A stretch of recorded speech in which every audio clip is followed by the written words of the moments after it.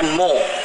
10 years ago, we made concerted efforts and succeeded in achieving near self-sufficiency in pulses. Farmers responded to the need by increasing the cultivated area by 50%, and government arranged for procurement and remunerative prices.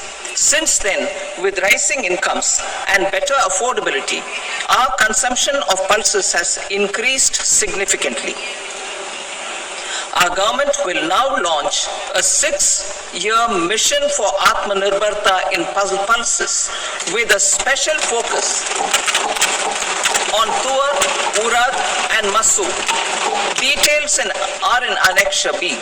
Central agencies such as NAFED and NCCF will be ready to procure these 3 pulses as much as offered during the next 4 years from farmers who register with these agencies and enter into agreements. Comprehensive program for vegetables and fruits. It is encouraging that our people are increasingly becoming aware of their nutritional needs. It is a sign of a society becoming healthier. With rising income levels, the consumption of vegetables, fruits, and Shri Anna is increasing significantly. A comprehensive program to promote production, efficient supplies, processing, and remunerative prices for farmers will be launched in partnership with the states. Appropriate institutional mechanisms for implementation and participation of farmer producer organizations and cooperatives will be set up. Makhana board in Bihar. For this, there is a special opportunity. नमस्कार दोस्तों आज हम फिर से चर्चा करने वाले हैं APS 95 पेंशन को लेकर। दोस्तों संभावित बजट में जो है इसका समाधान होना था। हालांकि दोस्तों बजट बिल्कुल जो है सादा गया, लेकिन इसमें कुछ बातें जो है नोटिस करने वाली जरूर थी। लेकिन EPS 95 मिनिमम पेंशन को लेकर जो दावा किया जा रहा था, जो बातों को आश्वासन दिया गया था दोस्तों, उसका क्या हुआ? हमारे जो कमांडर अशोक राउत साहब इतने दिनों से मेहनत कर रहे हैं दोस्तों, उसमें पानी फिरता नजर आ रहा है, क्योंकि इस बजट में, संभावित बजट में दोस्तों कुछ भी नहीं था, कोरे कागज की तरह से दोस्तों बजट साफ था। अब इसमें मिनिमम पेंशन को लेकर, संशोधन को लेकर दोस्तों किस प्रकार से सरकार जो है रुख अपनाएगी, ये बहुत ही महत्वपूर्ण बात है। हालांकि दोस्तों इस पर गंभीर चर्चा होना चाहिए, लेकिन अभी कहीं पे भी डिबेट में आप लोगों को नहीं देखने को मिलेगा। हालांकि ना कोई न्यूज चैनल, ना कोई और प्रसारित केंद्र जो है इस बात को दिखा रहे हैं, जो कि वही न्यूज चैनल संभावित बजट में मिनिमम पेंशन को लेकर के बहुत सारी उम्मीद रखे हुए थे।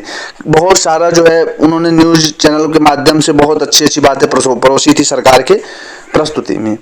तो सरकार को इस प्रकार से उठा चढ़ा करके दिखाना, और हमारे कमांडर अशोक राउत साहब जो एनएससी की टीम है और जो संगठन है दोस्तों, उनको नीचा दिखाना, ये कहाँ तक संभावित है?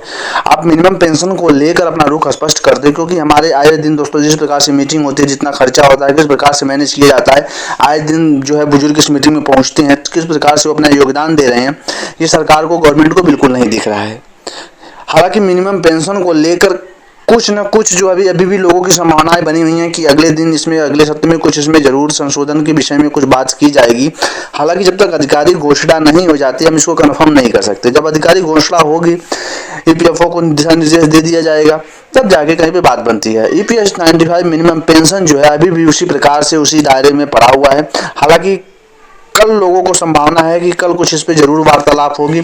हालांकि जिस प्रकार से सरकार का रुख दिख रहा है, इस पे बिल्कुल सक्रिय नहीं दिख रहा है किस प्रकार से। हालांकि सरकार कई बार ऐसा है जो आश्चर्यचकित करके कुछ काम कर देती है। जैसे अभी बजट में संशोधन जो किया था बजट को लेकर, उसमें कुछ ऐसे बड़े काम हुए हैं जिसमें मिडिल क्लास लोगों को थोड़ा फायदा जरूर देखने को मिला है। लेकिन मिनिमम पेंशन को लेकर जो हमारी मांग थी, प्रस्तुति मांग थी मिनिमम पेंशन को लेकर, वो कहाँ तक साफ करेंगे? कब तक गवर्नमेंट जो है इस पर अपना जो दिशा निर्देश साफ करेगी?